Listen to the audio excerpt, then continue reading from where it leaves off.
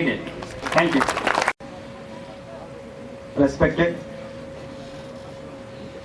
dignitaries on the dais, Chief guest of today's function, Sri H. Sudarshan Rao Garu, in charge Vice Chancellor of JNT University Anantapur, guest of honor, Sri S. Chakravarti Garu, Center Head, TCS Bangalore, CEO, orientation program of first BTech for this academic year.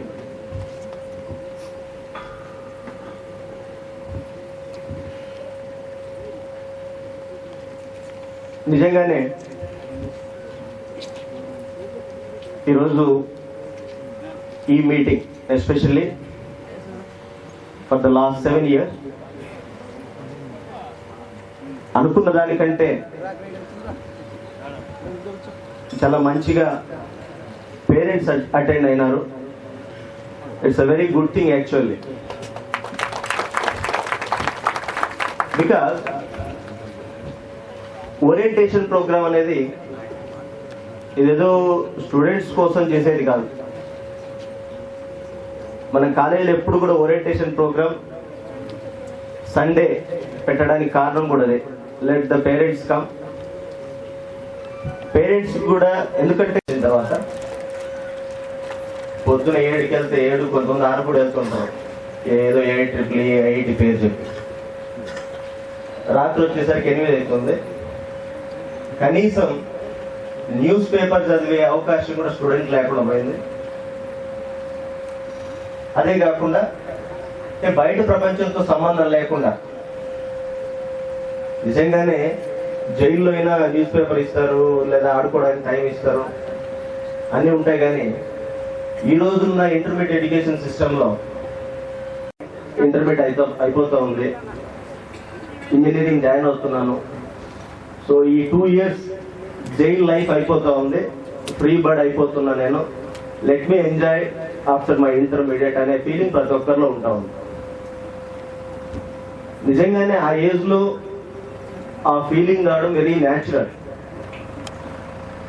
అంటే నార్మల్గా ఉన్న అబ్బాయికి కానీ అమ్మాయికి కానీ వచ్చే ఆలోచన అది. వాళ్ళు డైవర్ట్ అయ్యేకి ఛాన్సెస్ ఎక్కువ ఉంటాయి. ఇట్లాంటి టైంలో అఫ్ కోర్స్ కాలేజీలో లెక్చరర్స్ కావచ్చు, ప్రతి ఒక్కరు కూడా including principal or secretary or CEO ever it is guide చేస్తారు. బట్ వీళ్ళందరికంటే కూడా బెస్ట్ గైడ్ ఎప్పుడు కూడా పేరెంట్స్. సో కాబట్టి ఈ ఓరియంటేషన్ ప్రోగ్రామ్కి ఎప్పుడు కూడా ఈవెన్ ఈరోజున్న స్పీకర్స్ కూడా will target more on parents. అందుకే చెప్పాను, నిజంగానే సార్ వాళ్ళతో కూడా అంటున్నాను, సార్ వాళ్ళు కూడా అంటున్నారు పేరెంట్స్ ఎక్కువ మంది ఉన్నారు స్టూడెంట్స్ కంటే. లేదు సార్, ఈక్వల్గా ఉన్నారు, ప్రతి స్టూడెంట్కు పేరెంట్ వచ్చారని చెప్తున్నారు. ఇక కాలేజ్ విషయానికి వస్తే మేనేజ్ వైపు నుంచి జగన్ చెప్పాడు, అకాడమిక్ గా ప్రిన్సిపల్ గారు చెప్పారు, అంటే రూల్స్ ఏంటి, రెగ్యులేషన్స్ ఏంటి. అట్లాగే మేనేజ్మెంట్ తరఫున మళ్ళీ ఒకసారి జగన్ ఆల్రెడీ చెప్పాడు, మళ్ళీ నేను చెప్తున్నా. గత 7 ఏళ్లుగా year by year if you see the growth of SRIT, అంటే గ్రోత్ అంటే 2008లో ఈ మన పర్మిషన్స్, ఏఐసిటి అప్రూవల్స్ ఇవి లేట్ రావడం వల్ల మన కాలేజ్ 3rd phase లో ఎంటర్ అయిందమ్మా. అయినా కూడా అప్పుడు అవుట్ ఆఫ్ 240 210 seats మనకి ఫిల్అప్ అయినాయి first year. It was in 2008. తర్వాత 2009 నుంచి ఈ రోజు వరకు కూడా ఎప్పుడు కౌన్సిలింగ్లో ఒక సీట్ కూడా మిగలలేదు. అట్లాగే మేనేజ్మెంట్ కొరకు సీట్స్ ఫిల్అప్ అవుతుంది. సో 100% సీట్స్ నిండడం అనేది మాకేం పెద్ద కొత్త ఏం కాదు. But one thing I wanted to say ఈ సందర్భంలో, ర్యాంక్ వైజ్ చూస్తే last year if you take ECE, CSE అవి చూసుకుంటే ఈసీఈ జనరల్ కేటగిరీలో 30,000 34,000 దాకా వచ్చినట్టుంది. అట్లాగే సిఎస్సి 55-60,000 దాకా వచ్చినట్టుంది. బట్ ఈ ఇయర్ ఈసీ 24,000 ఆగిపోయింది. అట్లాగే ఈ కంప్యూటర్స్ ఇవన్నీ కూడా ఓపెన్ కేటగిరీలో ఏవి కూడా 30,000 దాటి రాలే. మీలో చాలా మంది మీకే తెలుసుంటుంది. ఇంకా చెప్పాలంటే ఈ సందర్భంలో మా మీద బాధ్యత కూడా పెరిగిందని నేను ఫీల్ అవుతున్నా. ప్లేస్మెంట్స్ వైపు చూస్తే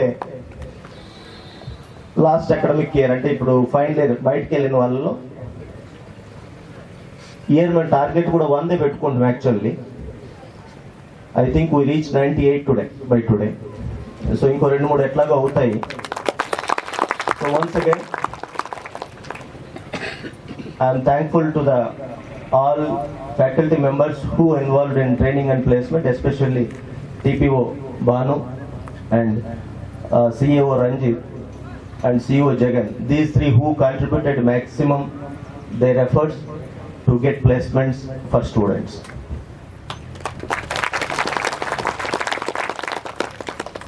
And at the same time, I promise you, this academic year, మేము 200 ప్లేస్మెంట్స్ చేయాలని టార్గెట్ పెట్టుకున్నాం. డెఫినెట్గా రీచ్ అవుతాం. అండ్ ఆల్సో ఇప్పుడు మీరున్న మీ పిల్లలు ఈరోజు ఫస్ట్ ఇయర్ అయిన పిల్లలు వీళ్ళు ఫైనల్ ఇయర్ రావడానికి ఇంకో 3 years టైం ఉంది. లాస్ట్ 7 yearsలో అంటే కొత్త కాలేజీ ఫినాన్షియల్గా కావచ్చు, ఏజ్ పరంగా కావచ్చు, మా ఎక్స్పీరియన్స్ పరంగా కావచ్చు, చాలా స్ట్రగుల్ అయ్యాం. ఆ స్ట్రగుల్స్తో చాలా నేర్చుకున్నాం. మరి దాంతో వచ్చే 3 ఏళ్లలో నిజంగా మీరెవరూ కూడా ఈరోజు ఎక్స్పెక్ట్ చేయలేని విధంగా కాలేజ్ డెవలప్ చేస్తాం. కాలేజ్ కంటే కూడా మీ పిల్లలకు మీరు అనుకున్న దానికంటే మంచి భవిష్యత్తుని ఇస్తామని మాత్రం నేను ఈ సందర్భంగా మీకు మాట ఇవ్వగలను. మీకు డబ్బులు ఉంటాయి, మేము కాదనం. మీరు కూడా కొనిచ్చండి, నేను కొనిచ్చద్దని కూడా చెప్పను. బట్ ఇబ్బంది పడి ఏదో పిల్లలకు మనం నో అంటే వాడేమైనా ఫీల్ అవుతాడో అని అంటే కొంతమంది అప్పు చేసి మరి కొనిచ్చడం. Let them know your struggle. Parents మీరు పదే బాధ ఆ పిల్లోడికి తెలియనియండి. అంతేగాని మేము కష్టపడుతున్నాం, మా కష్టం వాడికి తెలియకూడదని మాత్రం మీ కష్టాన్ని దాచి మీ కష్టాన్ని తెలియకుండా వాడిని మాత్రం పెంచకండి దయచేసి. ఇది అలవాటు చేసుకుంటూ పోతే ఏదో ఒక రోజు నిజంగానే అంటే డబ్బు పరంగా అయితే అప్పు చేయొచ్చు, కష్టపడచ్చు, వాడికి ఏదో కొనియచ్చు. కొన్ని ఏమైనా మన చేతుల్లో లేని ఉంటే వాడు అడిగినవి ఏదో ఒక రోజు మనం వాడికి అది ఇవ్వలేం. అట్లాంటి టైంలో మీరు ఈ మధ్య మనం పేపర్లో చూస్తున్నాం పిల్లల సూసైడ్స్ గురించి. సో ఆ కేసులన్నీ కూడా ఇవే. వాడు ఎవరినో లవ్ చేసి ఉంటాడు, మనం వద్దంటాం. వాడు ఏదో బైక్ కావాలంటాడు, మనం కొనివ్వం. ఇట్లా చిన్నవే మనం అన్నీ చేసి ఒక 99 చేసి 100 చేయకపోతే ఆ 100వ దానికి వాడు హట్ అయి చనిపోయే సందర్భాలు. సో దయచేసి ఈ సందర్భంగా పిల్లలు ఉన్నారు, పేరెంట్స్ ఉన్నారు, try to understand my point.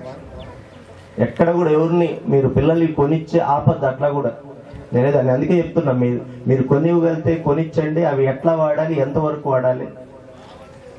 That's how college faculty కంటే కూడా పేరెంట్స్ బాధ్యత ఎక్కువ ఉంది. ఇందాక సార్ ప్రిన్సిపల్ సార్ మీటింగ్లో కూడా చెప్తున్నారు. కౌన్సిలర్స్ ఉన్నారు, కౌన్సిలర్స్తో టచ్లో ఉన్నారు పేరెంట్స్ అంతా కూడా. వీలైతే వారానికి ఒకసారి ఫోన్ చేయండి, సార్ ఎట్లా ఉన్నాడు మా వాడు, కాలేజ్కి వస్తున్నాడా లేదా, క్లాస్లో అటెండ్ అవుతున్నాడా లేదా, మార్కులు ఎట్లా వచ్చాయి, ఇంటర్నల్స్ ఎట్లా వచ్చాయి, లేకపోతే ఎక్స్టర్నల్లో నెక్స్ట్ మెయిన్ ఎగ్జామ్ రిజల్ట్స్ ఎట్లా వచ్చాయి, ప్రతిదీ కూడా మీకు వీలైతే కాలేజ్కి వచ్చి కనుక్కుంటే మరీ మంచిది. మీరు బిజీగా ఉన్న ఫోన్ కాల్ చేసేనే కనుక్కోవాలని ఈ సందర్భంగా మీకు అందరికీ మనవి చేస్తున్నా. రెండో విషయం, పిల్లలు ఈరోజు అంటే మేము అనుకోవడం ఈ ఫీజు రియంబర్స్మెంట్ అనేది నిజంగానే రాజశేఖర రెడ్డి గారు ప్రవేశపెట్టిన మంచి పథకం. ఆ పథకం ద్వారా కొన్ని లక్షల మంది పేద విద్యార్థులు ఈరోజు ఇంజనీరింగ్ కంప్లీట్ చేసి ఉద్యోగాలు తెచ్చుకొని నెలకు 40-50 జీతాలు సంపాదిస్తున్నారు. కొంతమంది విదేశాలకు వెళ్ళారు.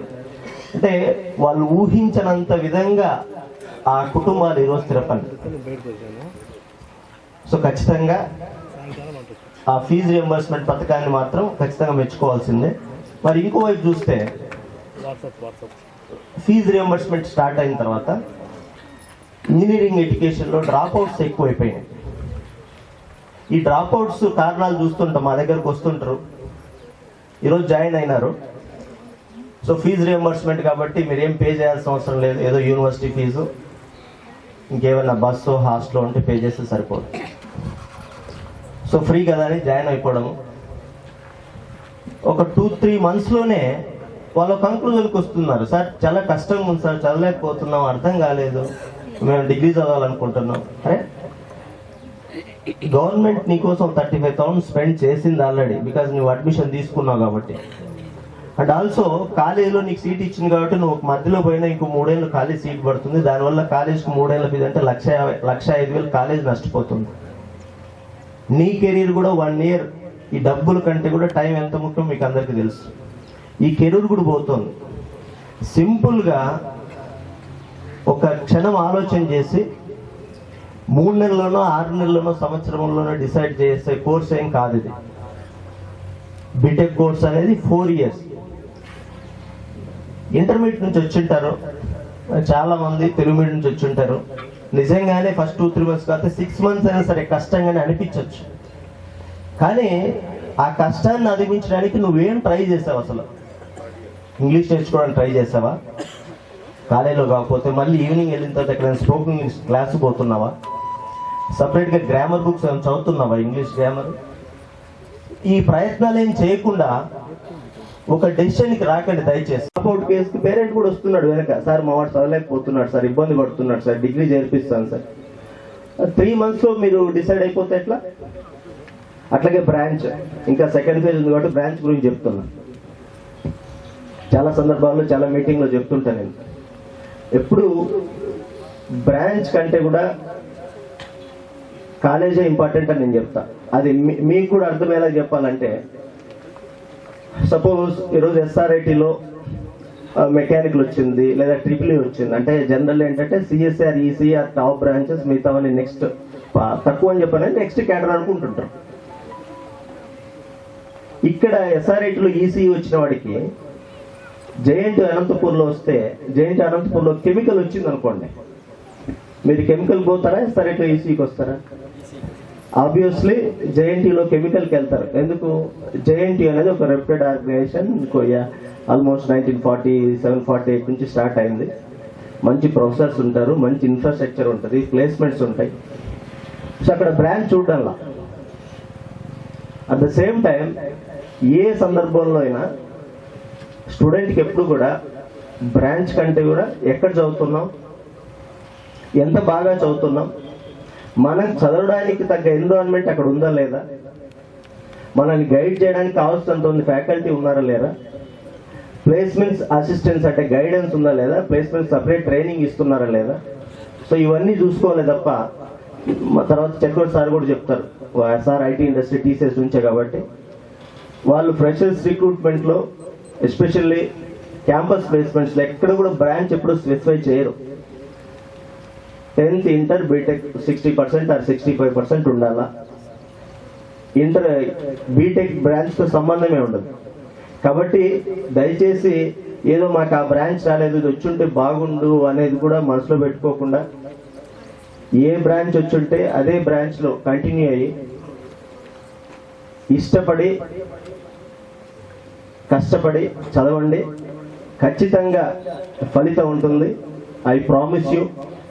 మళ్ళీ ఒకసారి చెప్తున్నా, మీరు ఏదైతే ఎక్స్పెక్ట్ చేశారో కాలేజ్ నుంచి అంతకంటే ఎక్కువగానే మేము మీ పిల్లలకి భవిష్యత్తుని ఇస్తామని మరొకసారి చెప్తున్నా. సరే, పేరెంట్స్ కొంతమంది వచ్చుంటారు, కొంతమంది వస్తారో రారో కూడా తెలీదు.